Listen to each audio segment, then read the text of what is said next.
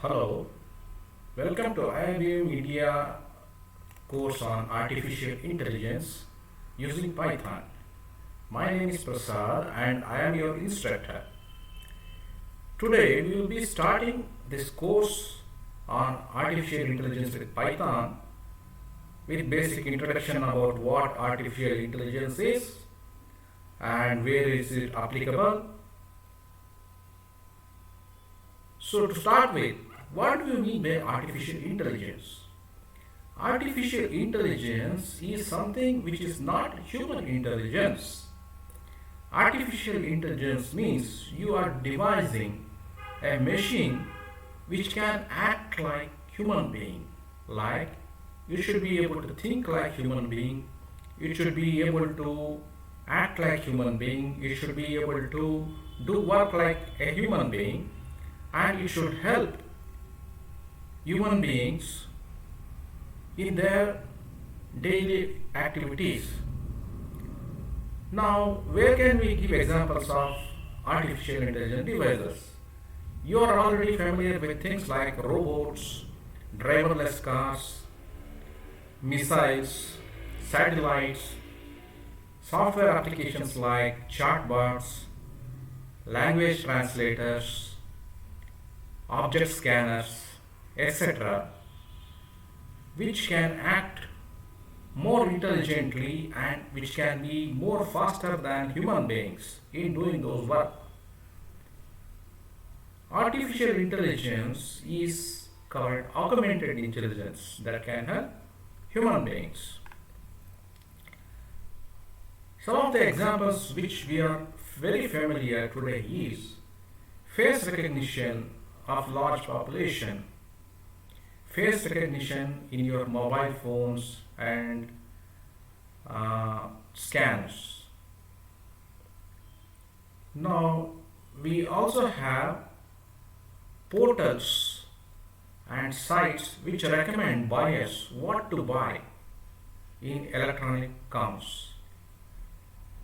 In traffic flow, we have devices which can guide a large area and a large population without human presence, and it can control the traffic. Artificial intelligence devices are there to guide travelers to navigate to the destination. It will show the nearest available path. It predicts the traffic ahead of them, how to respond to those traffics.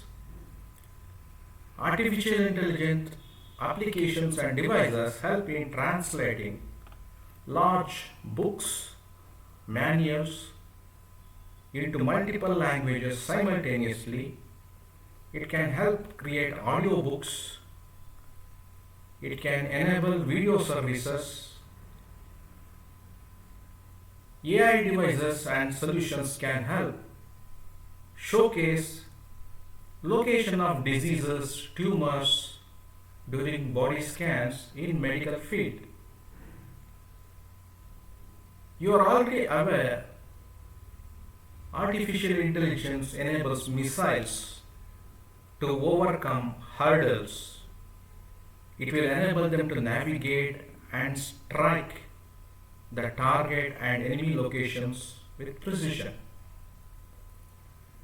Artificial intelligence is helping identify objects such as various types of plants, animals, languages, harmful objects, etc., through image recognition applications such as Google Lens.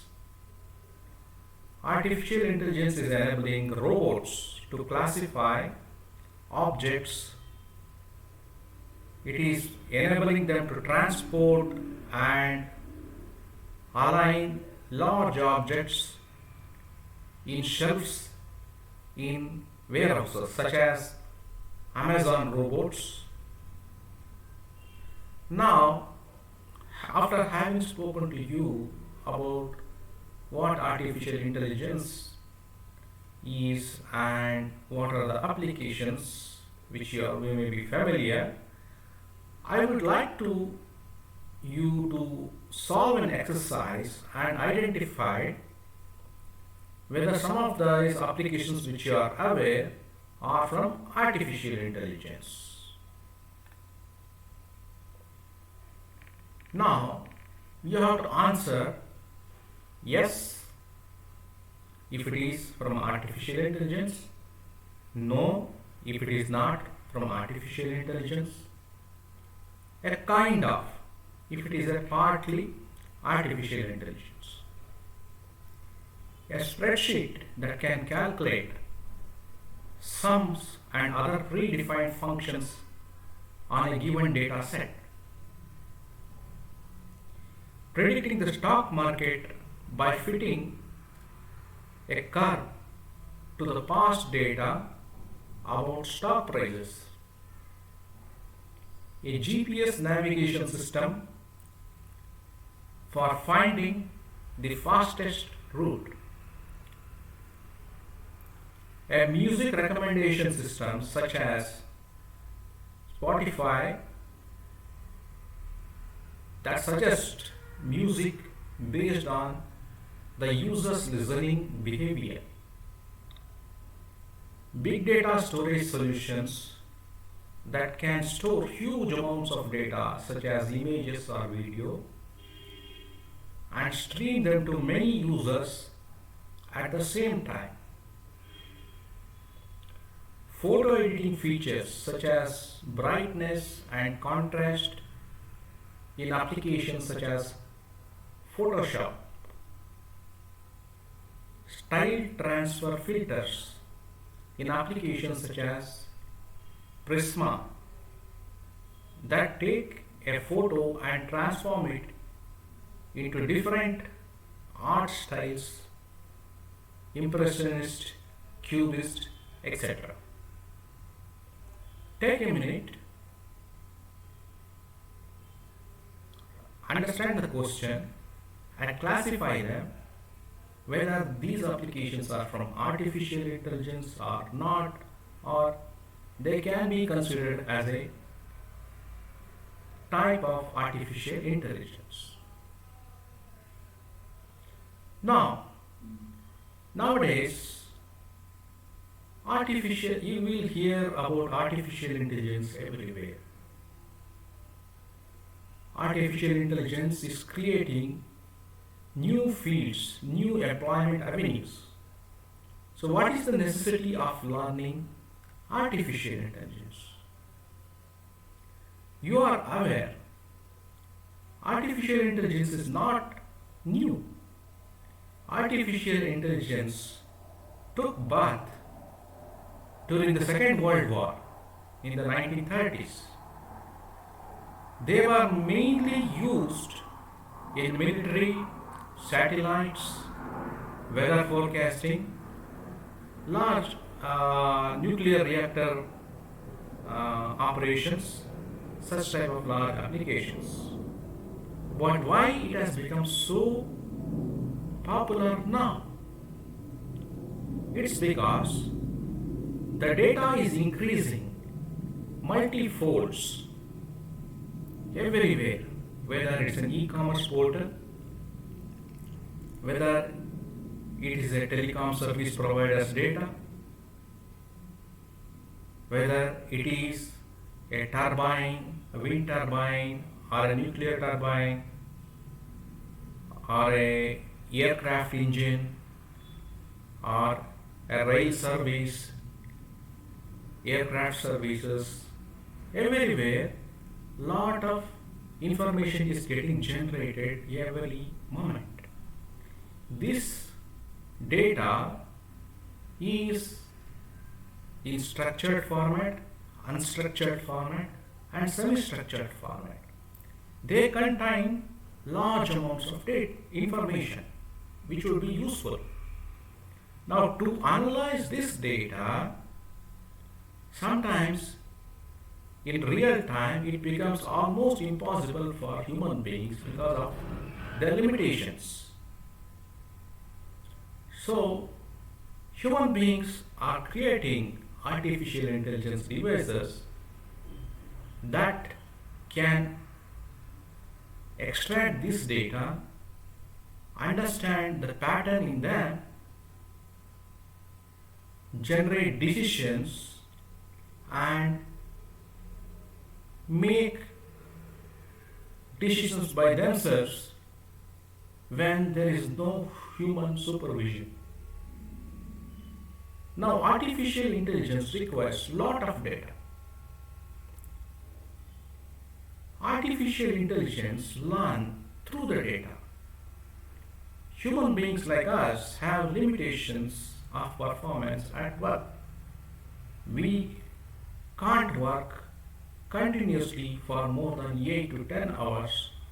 Few people may work 16 hours a day, but in between they keep taking some breaks. And as we age, our ability also goes down. Machines such as artificial intelligence machines, devices, solutions can work with the same consistency in performance 24/7, 365 days. Human beings cannot store too much of data at a time in their brains. You cannot recollect more than 7 faces in a room or in a traffic or in a meeting. You will find very difficult to handle more than 10 to 15 projects at a time. We find it difficult to remember names of people. We also feel difficulty in retaining what has been read in a document or what is heard in conversation. Lot of information gets lost. Now this is where artificial intelligence can come into our help. They will be able to do more projects. They can recollect thousands and millions of faces. Out of millions and billions of faces, they can immediately dig up the desired face and match. They can remember lot of information. They can retain what has been scanned and read by them. So this is the advantage, and they can do it without the supervision of human beings.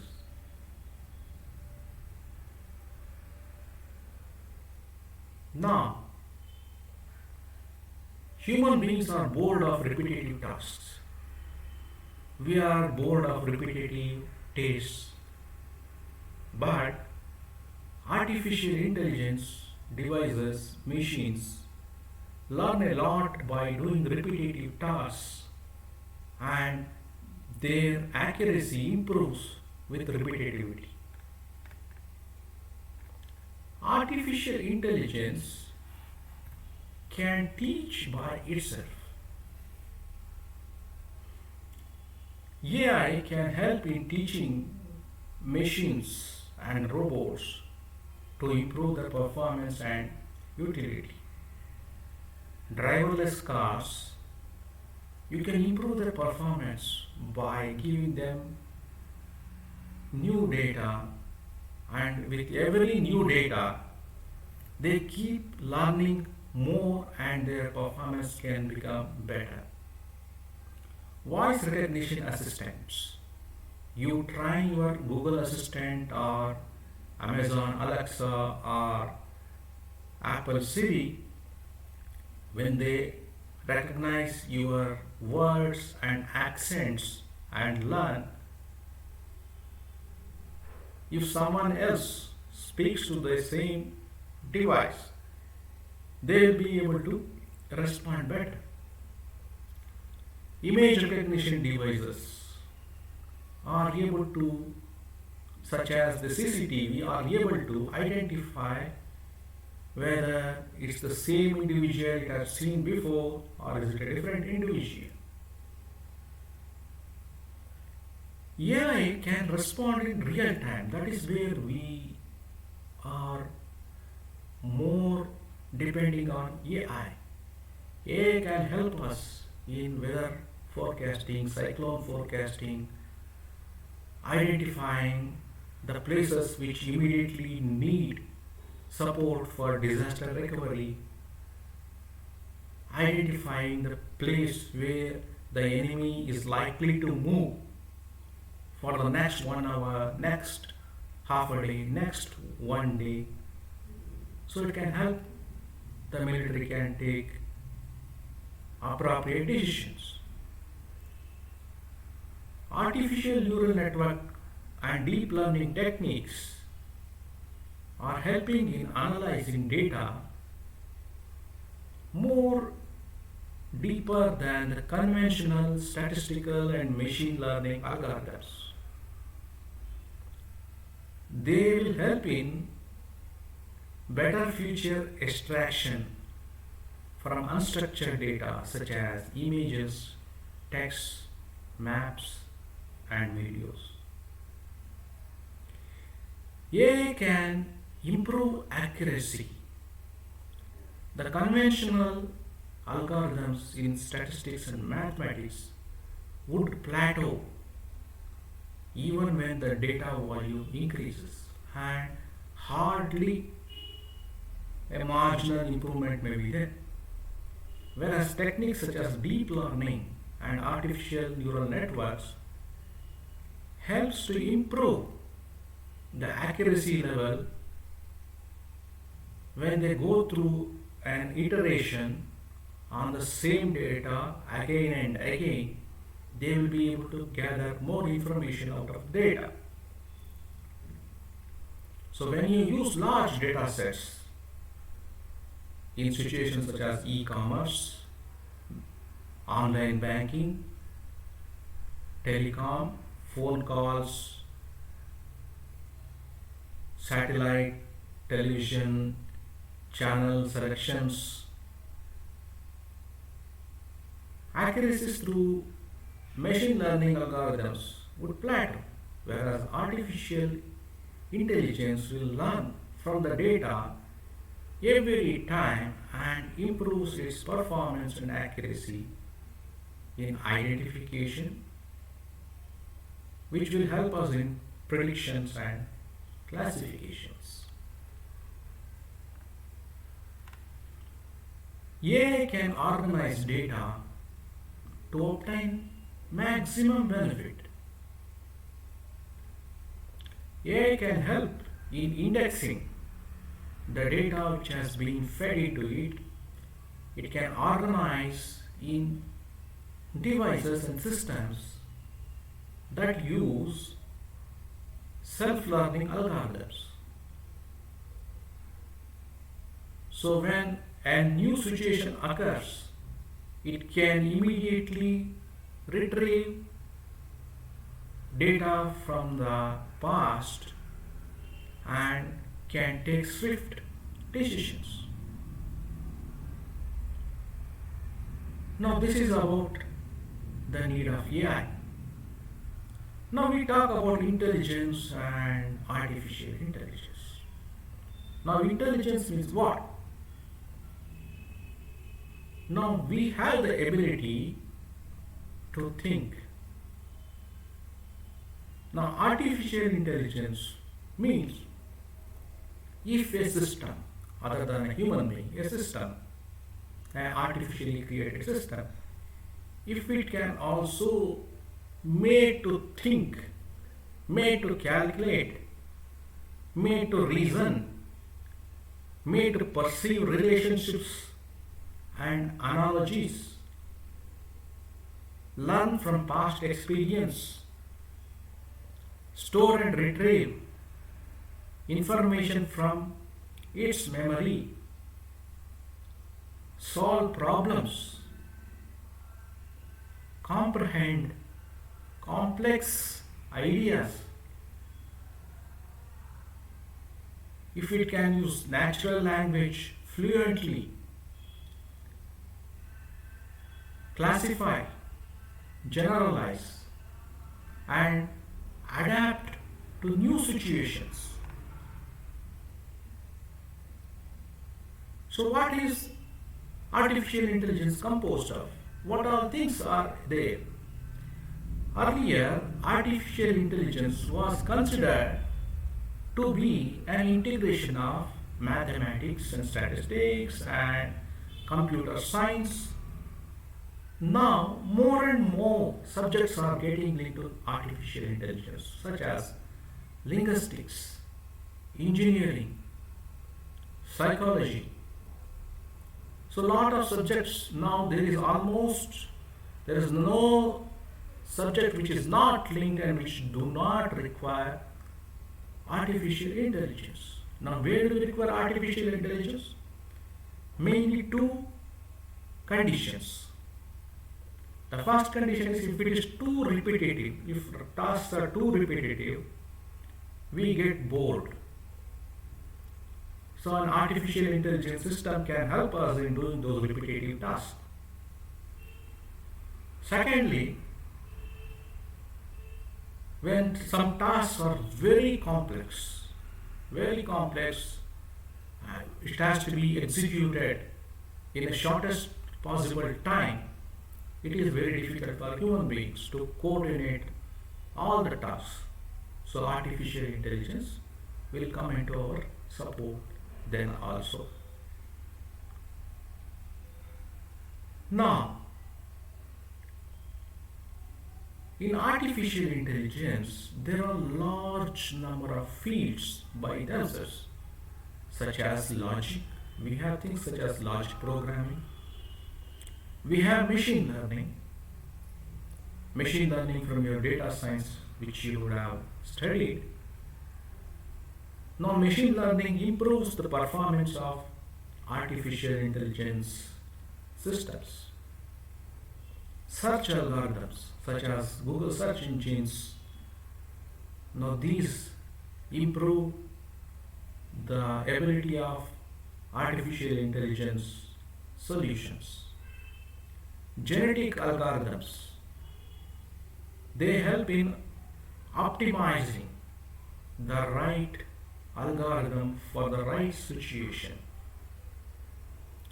Artificial neural networks, you have seen, it can help these artificial intelligence systems to think like a human being. Knowledge representation, this is also one of the fields which is part of AI. Now, applications of AI, you have seen in games, computer games. You may be having a lot of games in your desktop PCs as well as your mobile phones. Natural language processing, such as language translation, language comprehension, such as applications like Google Translator, Google Assistant. Expert systems, the systems which use rules and logics, such as aircrafts, robots, drones, satellites. Vision systems such as CCTV cameras, mobile face recognition, access entry, iris detections in access control systems. Speech recognition, as in Google Assistants, Amazon Alexa, Apple Siri, even Google search engine. You can talk and ask Google to search for something. Many other voice enabled applications that are helping physically challenged, visually challenged persons. They are all can be considered as applications of artificial intelligence. Let us discuss about what is called as cognitive modeling. cognition. Cognition means knowledge, thinking. So this cognitive modeling, it involves a design of a computer simulation and mathematical models of human cognition and perception. Now the goals of this cognitive modeling, it includes understanding mechanisms of information processing in the human brain, interpreting behavioral, neuropsychological and neuroscientific data. Cognitive model suggests techniques for remediation of cognitive deficits due to brain injury and developmental disorder in healthcare. Cognitive models suggest techniques for facilitating learning in normal cognition, constructing computer architecture to mimic human-like intelligence. Kindly take a look at this figure. At the bottom you have something called as a geometric system. Now this cognitive system, it considers the area or the place or the location from which the knowledge has to be derived, and the next step is this is transferred to kinematics, a system such as a robot or some device which can understand these geometric signals. Now this kinematic system is connected to a physical system. We need everything objectified. Now this physical system will then develop some behaviors. Now based on these behaviors, it will build cognition or knowledge. Now the range of modeling tools in cognitive science are vast. They include production systems, neural networks, Bayesian probabilistic models. All these are mathematical models. Now all these models, they share the following virtues. These models, they force you to be explicit about your hypothesis and assumptions.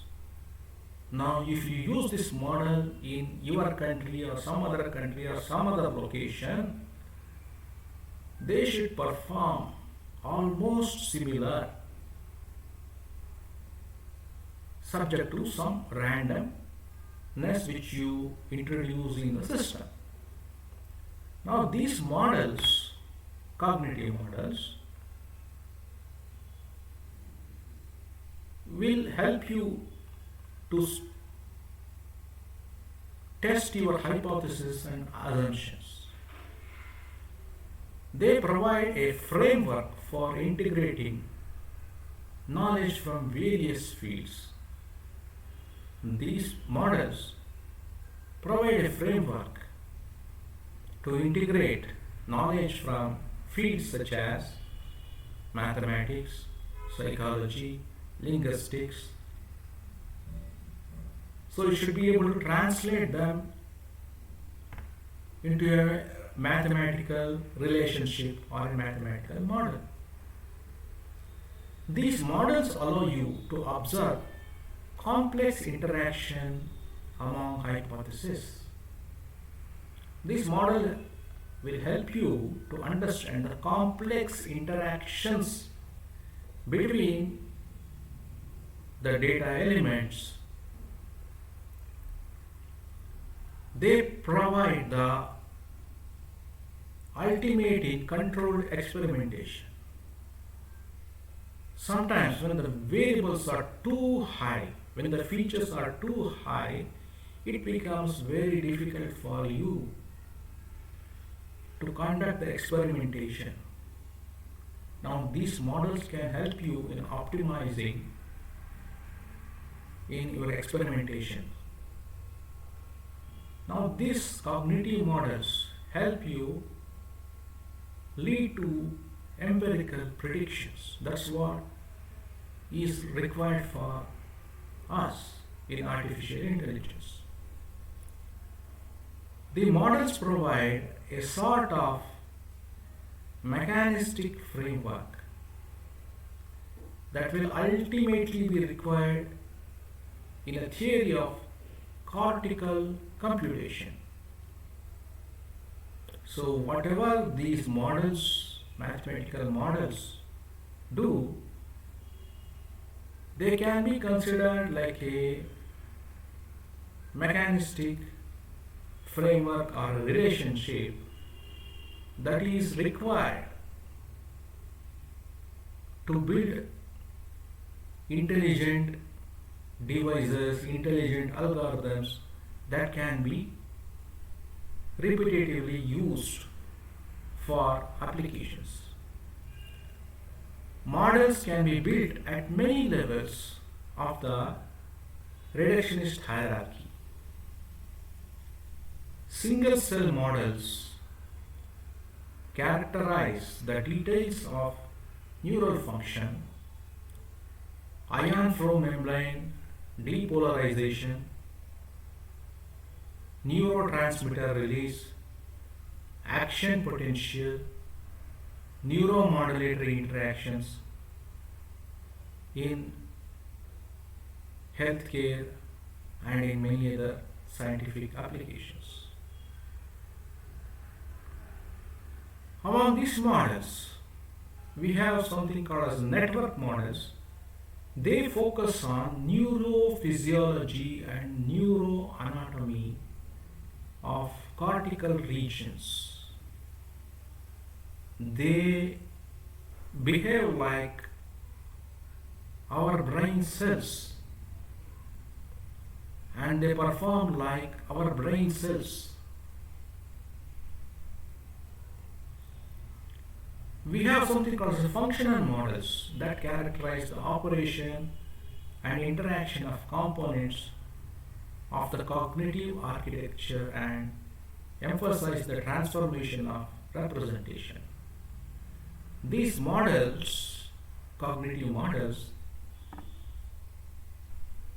they behave like functional models. Something is dependent on some other thing.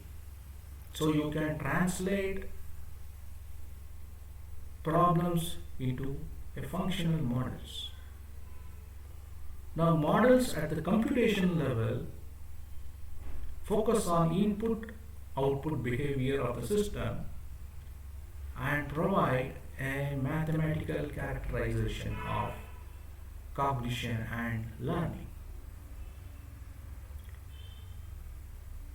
Now when we talk about artificial intelligence, we are always made aware of things such as robots or computer games in which there is something called an agent and an environment. Agent is something which functions in this artificial intelligence system, and environment is the boundary or the place in which it is supposed to take certain decisions. Now these artificial intelligence systems possess something called as sensors. With these sensors, they can observe the environment around them and they can respond to the environmental signals through what is known as effectors or actuators. Just as we respond to the environment by perceiving signals through our sight, smell, hearing, taste, and touch, artificial intelligence agents also try to mimic the same behavior with the help of sensors and effectors.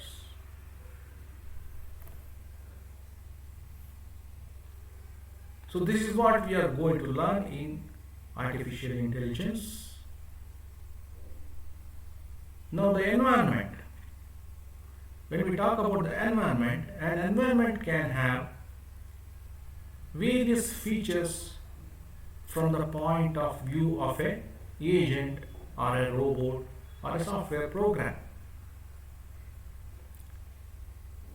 They are fully observable or partially observable. They are static environment or a dynamic environment. They are discrete environment or a continuous environment. They are a deterministic environment or a stochastic or a probabilistic environment. These environments may have a single agent environment, or they can accommodate multi-agent in that environment. These environments can be for a specific episode, or these environment can have a sequential task environment. These environments can be known or sometimes unknown.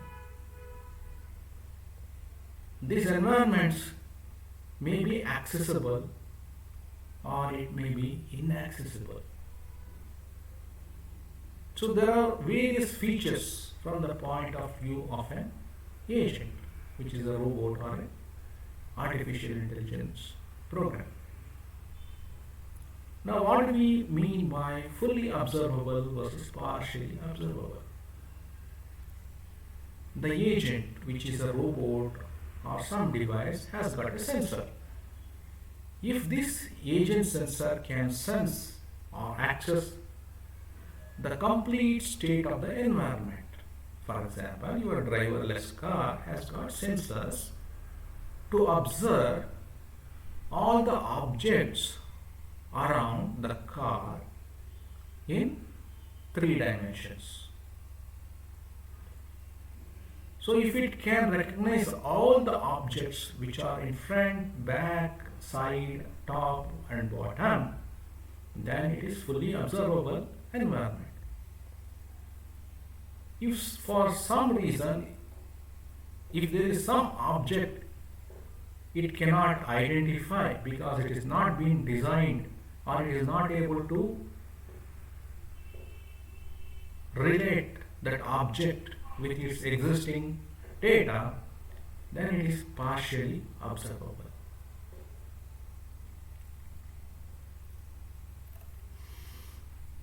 Deterministic versus stochastic. An agent's current state and selected action can completely determine the next state of the environment.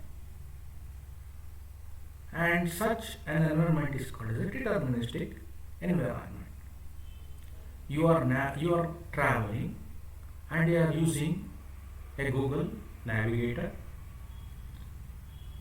Now, based on your speed and the route which you have taken, the navigator tells what lies ahead and what decision you have to take.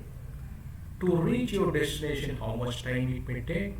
Suppose if you are caught in the traffic, how much you have to wait. So it gives information to you. So this artificial intelligence agent, which is your Google Navigator, is providing you information to make decision. This is deterministic. A stochastic environment is random in nature and it cannot be determined completely by an agent. Sometimes these environments, you are traveling in a car near a seashore, suddenly wave strikes your car. So this is a stochastic condition. So the agent has not been designed to respond to such environments. Episodic versus sequential. In an episodic environment, one short actions. Suppose in front of your car some object comes suddenly, the car applies a brake.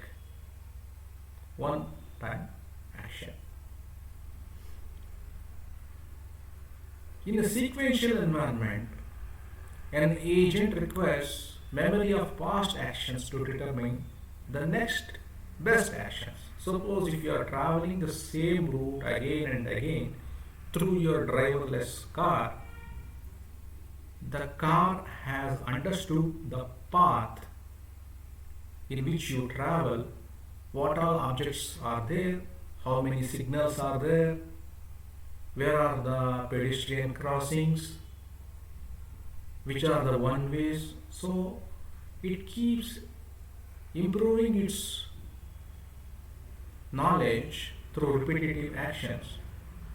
And next time when you want to travel through this driverless car, you want to sit back and relax, the car can make its own decision based on its past actions, what it had done.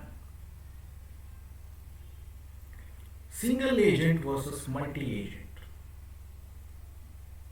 If only one agent is involved in an environment and operating by itself, then such an environment is called a single agent environment.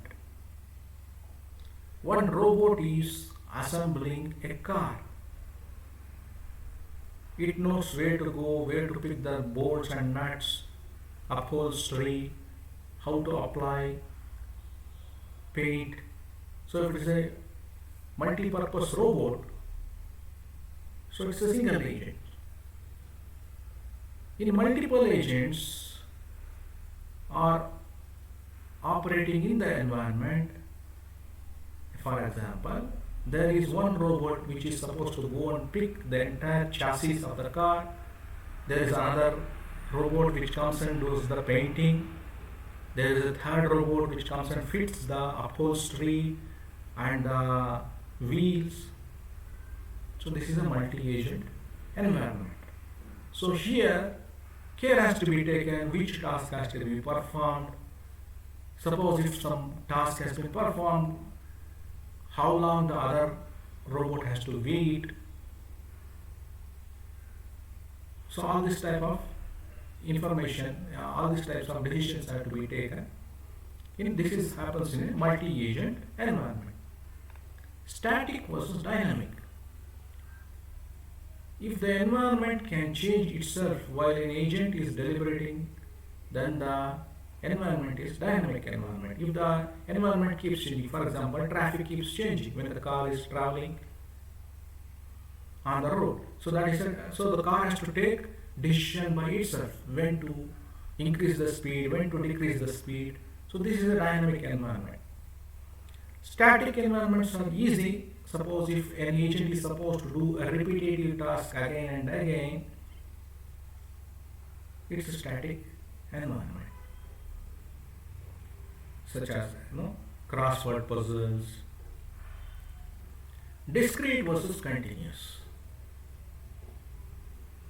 An environment where there are finite number of percepts and actions that can be performed within it, then it is called as a discrete environment, else it is called as a continuous environment.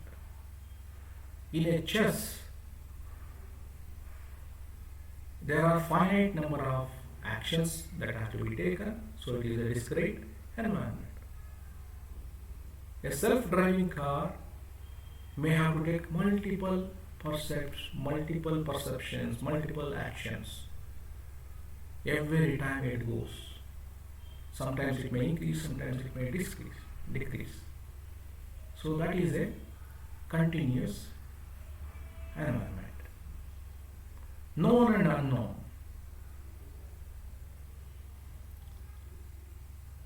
The agent's state of knowledge to perform an action in a known environment, results of all actions are known to agent. What it has to do. Suppose if the artificial intelligence system has to empty a dustbin, so where to segregate dry waste, where to segregate wet waste, when it should dump, at what time it should dump, these are all known. So this is known as a known environment. While in the unknown environment, again such as in driverless cars, agents need to learn how it has to work in order to perform an action. Accessible and inaccessible.